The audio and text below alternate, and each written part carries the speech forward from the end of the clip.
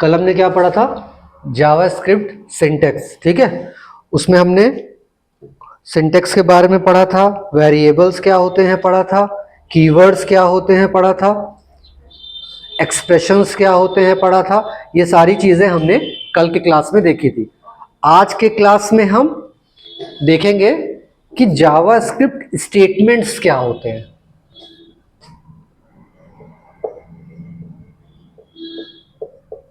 JavaScript statements,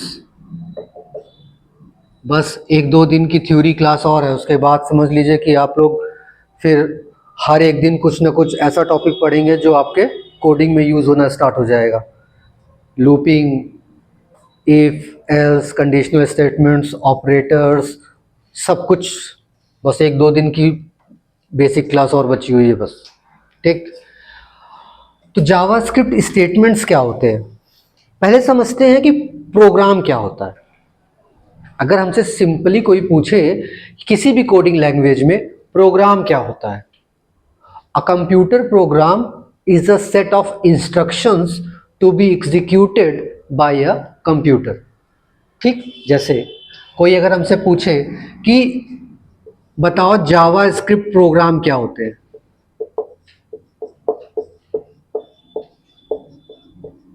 JavaScript programmes क्या होते हैं बताओ। कोई भी लैंग्वेज का प्रोग्राम पूछे, जावास्क्रिप्ट का पूछे, पाइथन का पूछे, पीएचपी का पूछे, किसी भी लैंग्वेज का पूछे कि प्रोग्राम्स क्या होते हैं, तो आप क्या बताओगे?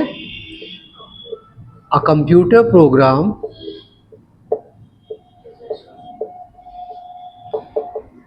is a set of instructions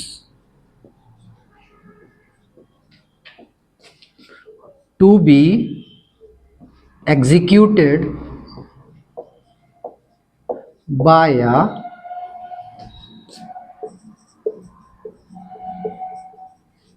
computer, ठीक। कुछ सेट ऑफ इंस्ट्रक्शंस हम देते हैं कंप्यूटर को जो कि कंप्यूटर एग्जीक्यूट करता है, ठीक है। वही क्या होते हैं? एक सेट ऑफ इंस्ट्रक्शंस मिलकर क्या बनाते हैं? एक प्रोग्राम बनाते हैं, ठीक है। कोई कंफ्यूजन? अब बात आई यहां पर, हमें यह समझ में आ गया कि प्रोग्राम क्या होता है, और उस प्रोग्राम वो क्या होता है? सेट ऑफ इंस्ट्रक्शंस होता है जिसको कंप्यूटर क्या करता है? रन करता है, एग्जीक्यूट करता है। अब यहां बात आती है कि फिर इंस्ट्रक्शंस क्या होते हैं। यही इंस्ट्रक्शंस क्या होते हैं हमको पता चल जाए तो हमें प्रोग्राम क्या होते हैं ये भी पता चल गया, मतलब ना। सिर्फ यही एक वर्ड तो इसमें है जो चीज हमको नहीं पता है कि इंस्ट्रक्शंस क्या होते हैं। तो आप देखते हैं कि इंस्ट्रक्शंस क्या होते हैं। Instructions basically set of instructions ही क्या होते हैं? हमारे स्टेटमेंट्स होते हैं, ठीक है।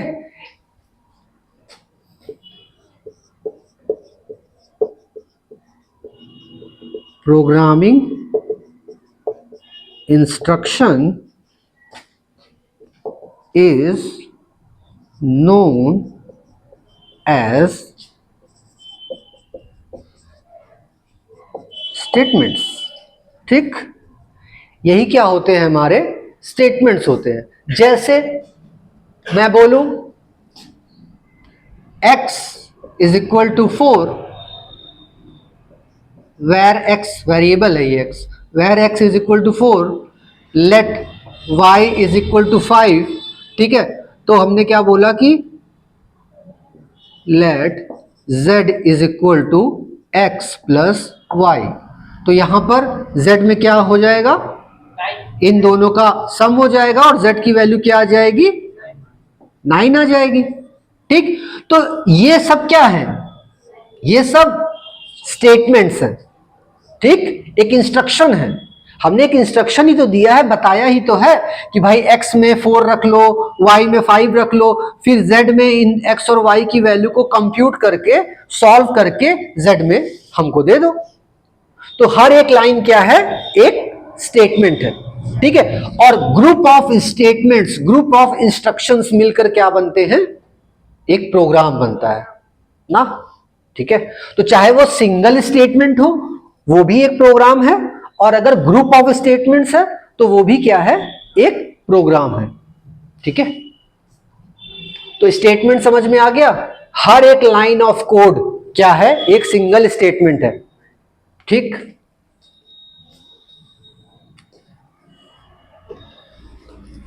अब हमसे कोई पूछे कि स्टेटमेंट्स किन किन चीजों से मिलकर बनता है। अब मान लो एक सिंगल स्टेटमेंट है, क्या, let x is equal to 4 multiply by 5, ये एक सिंगल स्टेटमेंट है। ठीक, अब इसमें हमको देखना है कि इसे किन किन चीजों से मिलकर बना है। लेट क्या है, एक रिजर्व कीवर्ड है। ठीक, ये जावास्क्रिप्ट अपने लिए होल्ड करके रखा हुआ है। इस नाम से हम कोई वेरिएबल नहीं बना सकते, इसका यूज कोई स्पेसिफिक टास्क को परफॉर्म करना है। ठीक है, जावास्क्रिप्ट ने इसको अपने लिए रखा है, हम उसको अपने लिए नहीं यूज कर सकते। हम इसको लिखकर जावास्क्रिप्ट से कुछ काम करवा सकते हैं। ठीक है, तो ये क्या हो गया हमारा कीवर्ड, ये क्या हो गया हमारा वेरिएबल। ठीक है, ये क्या हो गया हमारा, अब चाहे इसे वेरिएबल बोल लो चाहे इसे वैल्यूज बोल लो। ये किस टाइप का वैल्यूज है, एक्स, वेरिएबल वैल्यूज है ना। और दूसरा क्या होता है, जैसे अगर 4 को पूछूं ये किस टाइप का वैल्यूज है, तो ये लिटरल वैल्यू है, ये क्योंकि ये फिक्स्ड वैल्यू है। और ये क्या है, ये चेंज हो सकती है, इसकी वैल्यू बार बार चेंज हो सकती है। भाई अभी क्या है 4 इंटू 5 है, इसके बाद क्या हो जाएगी 20 हो जाएगी अगले लाइन में ना। तो ये क्या हो गया वेरिएबल। ठीक है, अब ये क्या है ऑपरेटर। हर एक चीज को जितना तोड़ के समझेंगे उतना ज्यादा उसमें हमें कॉन्फिडेंस आएगा। ठीक है, जितना ब्रेक करके चीजों को समझो उतना अच्छे से हर चीज समझ में आती है।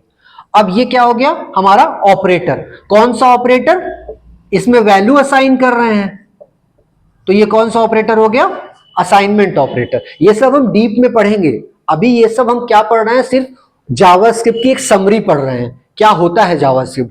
हर एक चीज को हम डीप में पढ़ेंगे, असाइनमेंट ऑपरेटर क्या होते हैं, अर्थमेटिक ऑपरेटर्स क्या होते हैं, और आपका लॉजिकल ऑपरेटर्स क्या होते हैं, इस तरह के कई अलग अलग ऑपरेटर्स, कंपैरिजन ऑपरेटर्स क्या होते हैं, वो सब हम डीप में पढ़ेंगे।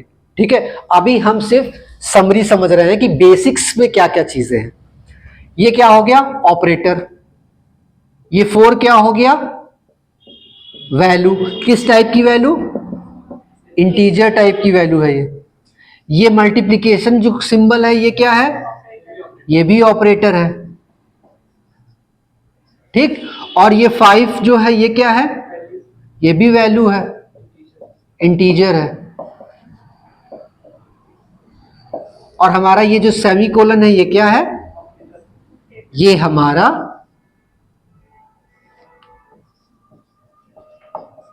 सेपरेटर है। ठीक, ये हमारा सेपरेटर है। सेपरेटर का काम क्या होता है, हर दो स्टेटमेंट्स के बीच में एक सेमीकोलन लगा दोगे तो वो ये समझ जाएगा कि ये दोनों स्टेटमेंट्स अलग अलग हैं।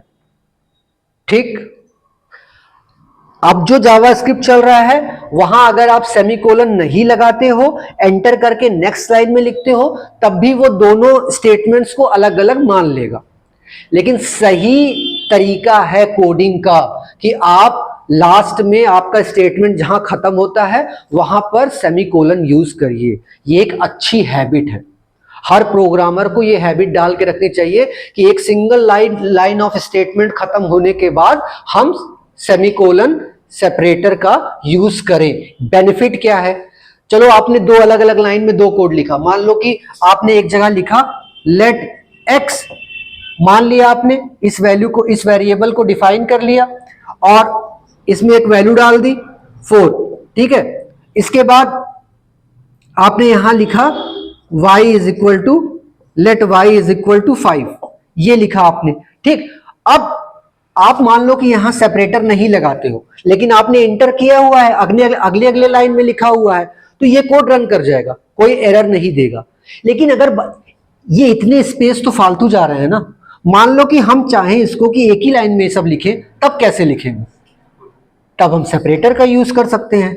तो सेपरेटर, उसके बाद ये क्या कर दिया मैंने, x इज इक्वल टू 4, फिर एक सेपरेटर लगाया, फिर let y is equal to 5 ना। तो सिंगल लाइन में भी आप सेपरेटर का यूज कर सकते हो, लेकिन अगर तुम सोचो सिंगल लाइन में बिना सेपरेटर के कोड लिख दे तो क्या हो जाएगा, एरर आ जाएगी।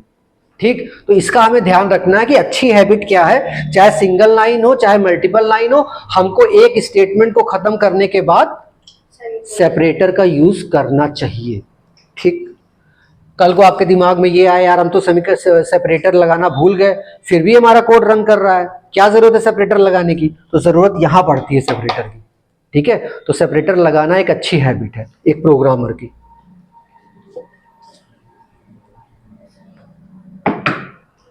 अब समझते हैं कीवर्ड्स, हम कल पढ़े थे। कीवर्ड्स क्या है, कोई एक रिजर्व्ड वर्ड, कोई भी रिजर्व्ड वर्ड जो कि कोई स्पेसिफिक टास्क को परफॉर्म कराने के लिए जावास्क्रिप्ट रिजर्व्ड करके रखता है, वो सब क्या है, कीवर्ड्स। जैसे वेरिएबल डिक्लेयर करने के लिए, let block of variable declare करने के लिए, const block of constant value को डिक्लेयर करने के लिए, इफ ये कंडीशनल स्टेटमेंट पे यूज होता है, फंक्शन जब हम फंक्शंस बनाएंगे ब्लॉक ऑफ कोड लिखेंगे तब वहां इसका यूज करेंगे, रिटर्न फंक्शन से कोई वैल्यू रिटर्न करनी है, फंक्शन से बाहर आना है तो इसका यूज करेंगे। ठीक, ट्राई, ये हम जब एरर हैंडलिंग पढ़ते हैं तब इसको पढ़ते हैं। तो ये सब क्या है, रिजर्व्ड कीवर्ड्स है। अब रिजर्व्ड कीवर्ड्स मतलब समझा रहा हूं, ये ऐसे कीवर्ड्स हैं इन नामों से आप अपना वेरिएबल नहीं बना सकते, बस इतना समझिए। ये जावास्क्रिप्ट ने अपने स्पेसिफिक यूज के लिए रखा है। इन अगर आप चाहो, यहां आपने क्या बनाया था अभी, var x is equal to 4, और आप कहो नहीं हम तो एक वेरिएबल बनाते हैं var if is equal to 4, if के नाम से मैं एक वेरिएबल बना लेता हूं जिसमें 4 की वैल्यू डिफाइन कर देता हूं, डिक्लेयर कर देता हूं। तो ये क्या दे देगा आपको, एरर दे देगा, क्योंकि ये क्या है, ये एक कीवर्ड है और इसको आप वेरिएबल के नेम में यूज नहीं कर सकते। ठीक है, इसीलिए कीवर्ड्स क्या होते हैं, वो रिजर्व्ड होते हैं। उसको हमें ध्यान देना होगा कि हम उसको अपने वेरिएबल बनाते समय उसका यूज नहीं कर सकते। ठीक, अब तो यूज क्या कर सकते हैं, उसके लिए हमको बताया गया है आइडेंटिफायर्स, वो भी हमने कल पढ़ा था। क्या बताया गया है, आइडेंटिफायर्स। आइडेंटिफायर्स क्या होते हैं, आइडेंटिफायर्स हमको ये बताते हैं कि जो हम वेरिएबल का नेम बनाएंगे, वेरिएबल जिस नाम से बनाएंगे उसका रूल्स क्या है, क्या क्या यूज कर सकते हैं। पहला रूल, लेटर यूज कर सकते हैं, अंडरस्कोर यूज कर सकते हैं, डॉलर यूज कर सकते हैं। ये हमारा क्या है, फर्स्ट रूल। सेकेंड रूल क्या है, हम डिजिट्स भी यूज कर सकते हैं बट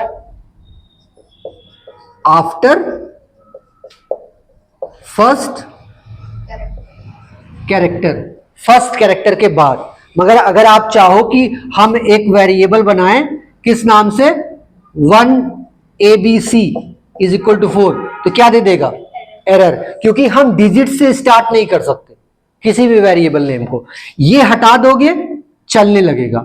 ठीक है, ABC चलेगा, ABC1 चलेगा, $ABC चलेगा, अंडरस्कोर ABC, $1 ये सब चलेगा। बस ध्यान क्या देना है, हमको वेरिएबल नेम में स्टार्टिंग में डिजिट का यूज नहीं करना है। ठीक, और क्या क्या यूज कर सकते हैं, डिजिट्स यूज कर सकते हैं, लेटर यूज कर सकते हैं, अंडरस्कोर यूज कर सकते हैं और $साइन यूज कर सकते हैं। ये 4 चीजें हम यूज कर सकते हैं। और किस चीज का ध्यान देना है, केस सेंसिटिव का ध्यान देना है। केस सेंसिटिव मतलब जैसा है एज इट इज वैसा, मतलब केस सेंसिटिव मतलब अगर आपने एक वेरिएबल बनाया एक्स के नाम से, सॉरी एक वेरिएबल बनाया आपने स्मॉल एक्स के नाम से और दूसरा वेरिएबल बनाया आपने कैपिटल एक्स के नाम से, तो इन दोनों वेरिएबल को वो अलग अलग मानेगा। HTML में हमने क्या पढ़ा था कि HTML केस सेंसिटिव नहीं था, उसमें कैपिटल लेटर में लिख दो चाहे स्मॉल लेटर में, वो उसको एज इट इज समझता था, कोई दिक्कत नहीं करता था उसे, उन दोनों को वो दोनों को सेम ही समझ लेता था। लेकिन यहां क्या होता है होगा, ये small x is not equal to capital x, क्योंकि ये क्या है केस सेंसिटिव। ठीक है, तो ये कुछ चीजें होती हैं जो हमको ध्यान देना होता है कि वेरिएबल नेम बनाते समय। और एक चीज क्या थी, आइडेंटिफायर्स मस्ट बी यूनिक।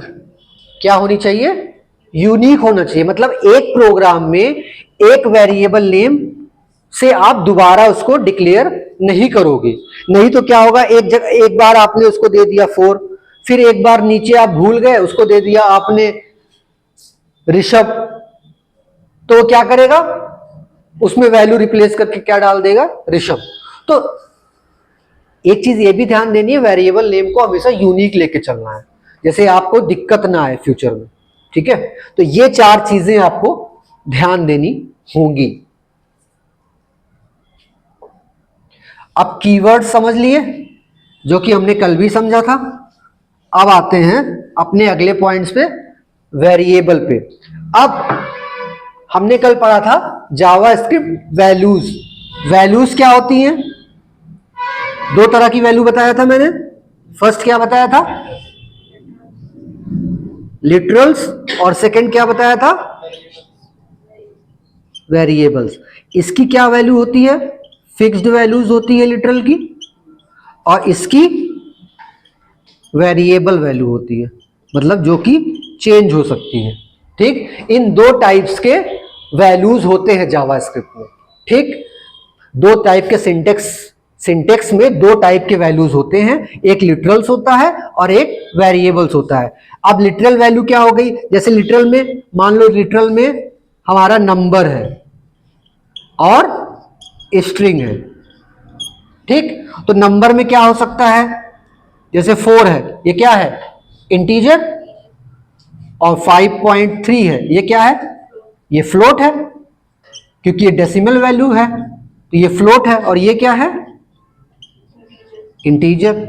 अब स्ट्रिंग में क्या है, स्ट्रिंग होता है ग्रुप ऑफ लेटर्स। ठीक, जिसको हम, जैसे अभी हमें नाम लिखना है, तो नाम तो नंबर से लिखेंगे नहीं, नाम जैसे ऋषभ हो गया, आदित्य हो गया, अंजलि हो गया, कोई भी नाम हो गया, तो उसको हम जो लेटर्स होगा हमारा उसको किस में लिखेंगे, या तो डबल कोट्स में या फिर सिंगल कोट्स में। ठीक है, इसके अंदर जो लिख दोगे वो क्या बन जाएगा, स्ट्रिंग बन जाएगा। अगर मैं इसके अंदर जैसे राज लिखा है तो ये क्या है, स्ट्रिंग, और इसी के अंदर मैं 1 2 3 लिख दूं तो ये क्या हो जाएगा, ये अब इंटीजर है कि स्ट्रिंग है, अब ये स्ट्रिंग है, ये बिहेव करेगा किसकी तरह, स्ट्रिंग की तरह। अब ये लेटर्स की तरह बिहेव करेगा, नंबर की तरह बिहेव नहीं करेगा। जैसे तुम सोचो कि ये 1 2 3, अब मैं अगर इसका डेटा टाइप चेक करूं कि इसका क्या कहते हैं, ये नंबर है कि स्ट्रिंग है, तो डेटा टाइप इसका क्या आएगा, स्ट्रिंग। ठीक है, उसके लिए फंक्शन आते हैं, इनबिल्ट फंक्शन आते हैं डेटा टाइप चेक करने। अभी हमें और भी डेटा टाइप पढ़ने होंगे, नंबर्स, स्ट्रिंग्स, उसके बाद बुलियन, नल, अभी कई डेटा टाइप्स हैं। अब हमारा तीसरा क्या था, ऑपरेटर। ऑपरेटर भी कई टाइप के हैं। ये ऑपरेटर कौन सा है, असाइनमेंट ऑपरेटर है। इसका मतलब क्या है, हमने इस वैल्यू को इस वेरिएबल में क्या कर दिया, असाइन कर दिया। ठीक, ठीक है, 4 नंबर मतलब वैल्यू लिटरल हो गया, ये ऑपरेटर, ये नंबर और सेमीकोलन बता ही दिया है सेपरेटर। ठीक है, तो हमने इस पूरे एक सिंगल स्टेटमेंट को इसमें क्या क्या यूज कर सकते हैं हमने देख लिया। तो स्टेटमेंट्स में हम क्या क्या यूज करते हैं, कीवर्ड्स, ऑपरेटर्स, वैल्यूज और कीवर्ड्स, ऑपरेटर्स, वैल्यूज, सेपरेटर और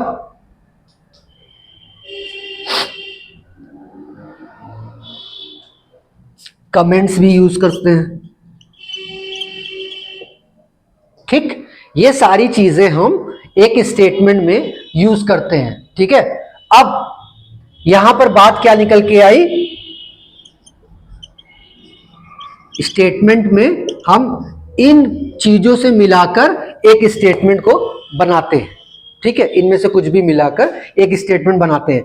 अब अगला पॉइंट हमारा क्या निकल के आया यहां पे, कमेंट्स। ये बाकी सारी चीजें हमने देख ली, अब कमेंट्स देखते हैं। इसी में देखते हैं, इसी में जो ऊपर का एग्जांपल लिए हैं इसी में, क्योंकि मैंने बोला ना कि स्टेटमेंट में कमेंट्स भी यूज करते हैं, तो इसी स्टेटमेंट में कमेंट का यूज करके देखेंगे।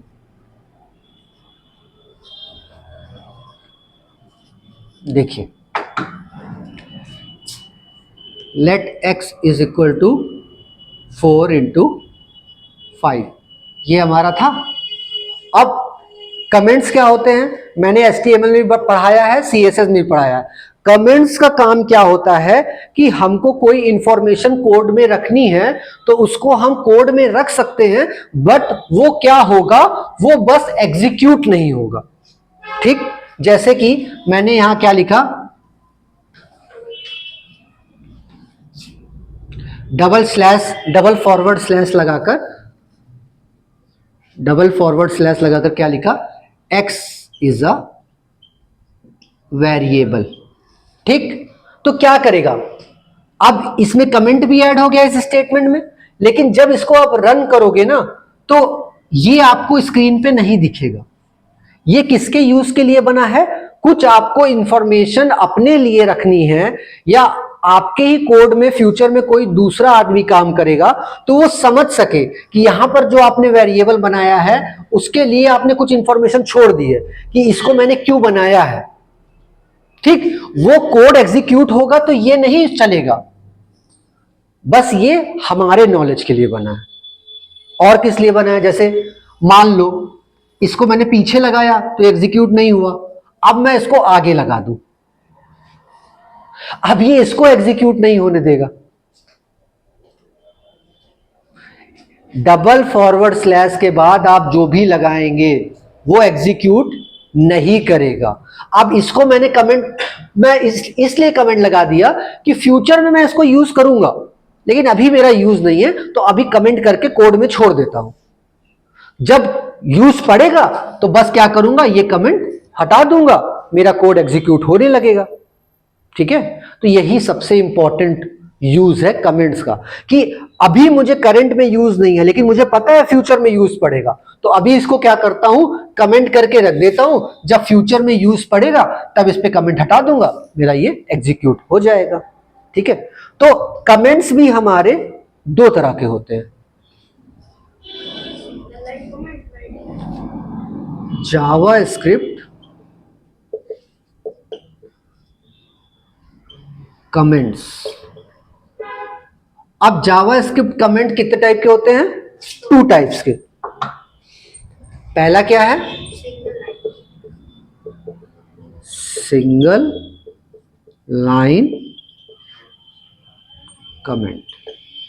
ठीक, और दूसरा क्या है, मल्टी लाइन कमेंट। ठीक है, तो 2 तरह के कमेंट्स होते हैं। अब जैसे मैंने अभी आपको एग्जांपल दिया था कि मान लो कि मुझे स्क्रीन पे कुछ प्रिंट करना है, तो हमने क्या यूज किया स्क्रीन पे प्रिंट करने के लिए, डॉक्यूमेंट डॉट राइट और राइट में क्या कर दिया मैंने,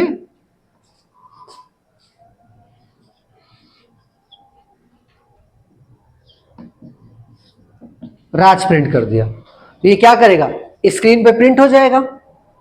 क्या प्रिंट होगा स्क्रीन पे, अगर मैं यहां पे स्क्रीन बनाऊं तो क्या प्रिंट करेगा, राज प्रिंट कर देगा। ठीक, और अगर एक और लिखूं, डॉक्यूमेंट डॉट राइट और 5x6, ये क्या प्रिंट करेगा, 36। ये प्रिंट करेगा, क्या प्रिंट करेगा, कंप्यूट करके प्रिंट करेगा, रिजल्ट प्रिंट करेगा। क्या प्रिंट करेगा, 30 प्रिंट करेगा। ठीक, तो अब ये दो लाइन है। मान लो कि मैं चाहता हूं कि यार अभी मुझे इसको नहीं प्रिंट करना है, कोई कभी मेरा इसका काम नहीं है, तो इसके आगे मैंने क्या लगा दिया, single line comment. Single line comment करते ही जैसे ही आप पेज को रीलोड करोगे तो 30 क्या हो जाएगा, गायब, क्योंकि वो इस लाइन को एग्जीक्यूट नहीं करेगा। सिर्फ राज को एग्जीक्यूट किया और राज को उसने प्रिंट कर दिया। ठीक, अब ये तो हो गया सिंगल लाइन कमेंट कैसे करते हैं। अब आता है मल्टी लाइन कमेंट।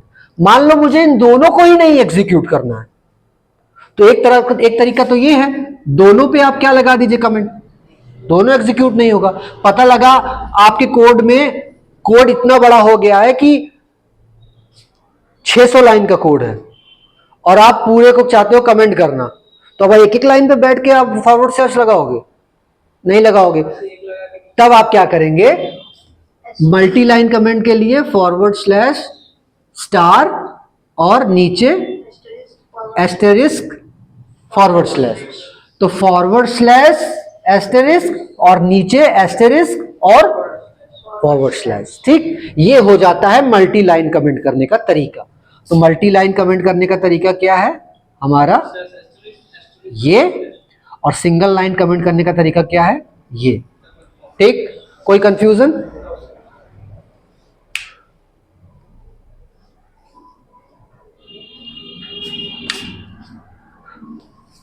देखो कंफ्यूजन इसलिए भी नहीं होनी चाहिए कि आप लोगों ने बहुत सी चीजें CSS और क्या बोलते हैं HTML में पढ़ रखी है।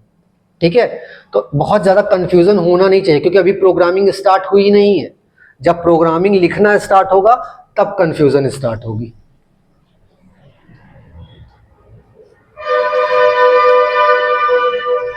अब एक होता है, एक टॉपिक और बचा है इसमें,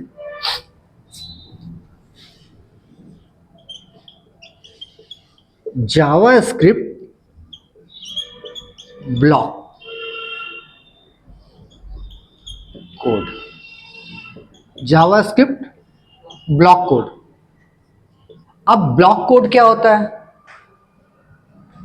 जावास्क्रिप्ट ब्लॉक क्या होता है, ब्लॉक होता है कि कोई स्पेसिफिक टास्क करने के लिए ग्रुप ऑफ स्टेटमेंट्स का यूज करना। मुझे कोई स्पेसिफिक टास्क कराना है, उसके लिए मैंने एक लाइन का कोड नहीं लिखा है, एक सिंगल स्टेटमेंट नहीं लिखी है, मल्टीपल स्टेटमेंट्स लिखी है और उसको साथ में ही यूज करना है। तो उसको मैंने किसके अंदर, उसको मुझे बंद करना पड़ेगा ब्लॉक में। और ब्लॉक में बंद करने के लिए क्या यूज करते हैं हम, करली ब्रेसेस। ठीक है, क्या यूज करते हैं, करली ब्रेसेस का यूज करते हैं। जैसे मान लो कि मैंने कहा कि लेट x और let y and let z, तीन मैंने बना लिया। ठीक है, x को मैंने दे दिया वैल्यू 4, y को मैंने वैल्यू दे दिया 5 और z को दे दिया मैंने x प्लस y। ठीक है, ये, और इसके बाद मैंने क्या किया, डॉक्यूमेंट डॉट राइट, और राइट में क्या राइट कर दिया मैंने, z को। ठीक, अब ये मुझे z की वैल्यू चाहिए थी, लेकिन उसके लिए मुझे इतना कोड लिखना पड़ा ना।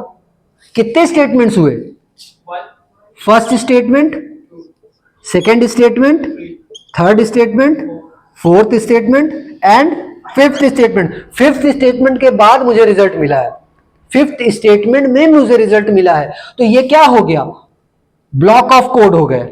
एक ब्लॉक ऑफ कोड क्या होता है, ग्रुप ऑफ स्टेटमेंट से मिलकर एक ब्लॉक ऑफ कोड बनता है, और इसको हम किसके अंदर रखते हैं, करली ब्रेसेस के। और इसका यूज आप कहां देखेंगे, इसका यूज आप देखेंगे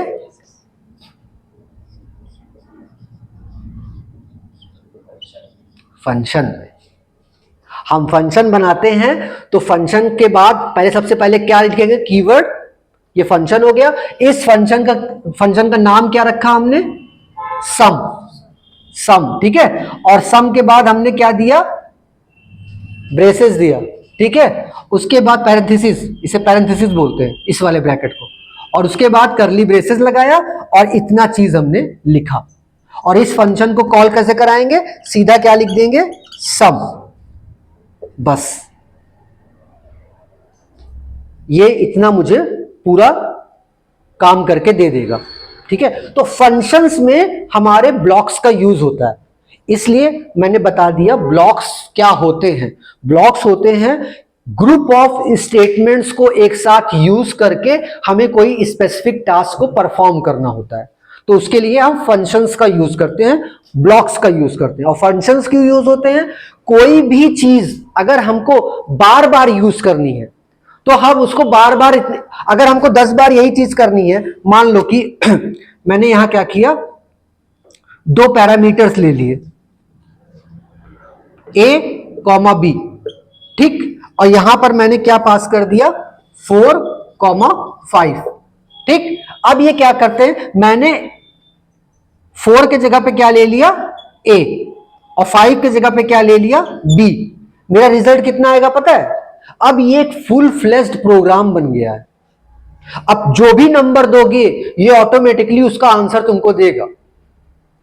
देखा जाए तुमने एक अपना खुद का एक प्रोग्राम बना लिया, एक कैलकुलेटर बना लिया एडिशन का। तुम जो भी दोगे 5 + 4, 5 दिए, तुम्हें आंसर मिल जाएगा 9। 3, 7 दिए, तुम्हें आंसर में मिल जाएगा 10। तुमने अपना एक खुद का प्रोग्राम बना लिया। तो अब यही करना होता, जैसे मुझे बार बार कैलकुलेशन करनी पड़ रही है, 5 + 3, 8 + 9, पूरे प्रोग्राम एक क्या कहते हैं पेज में मुझे 16 बार एडिशन करना पड़ रहा है। तो 16 बार एडिशन करने से अच्छा एक बार इस एडिशन का प्रोग्राम बनाकर रख लो और उसके बाद बस यही फंक्शन कॉल कराते रहो, तुम्हारा एडिशन होता रहेगा। तो यही फायदा है किसका, ब्लॉक्स का। और ब्लॉक्स का यूज हम किसमें करते हैं, फंक्शंस में, ठीक है। तो ये सब चीजें अब हम आगे एक एक करके देखेंगे। बाकी फंक्शन समझ में आ गया होगा, कुछ था नहीं इसमें, लेकिन क्योंकि आपने इतना एक एक चीज को तोड़ तोड़ के पढ़ा है इसलिए समझने में आसानी है, ठीक है। तो सिंटेक्स हमारा खत्म हो गया है।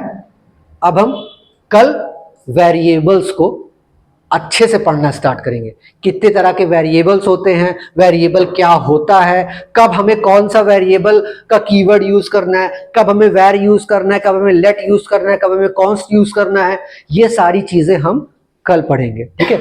इससे रिलेटेड कुछ प्रॉब्लम होगी तो आप जब प्रैक्टिकल करेंगे तो आपका ये क्वेरी रिजॉल्व हो जाएगा। बाकी अगर घर पे प्रैक्टिस करते हैं तब कोई प्रॉब्लम आती है तो आप कमेंट करिएगा, मैं कमेंट में ही उसका सोल्यूशन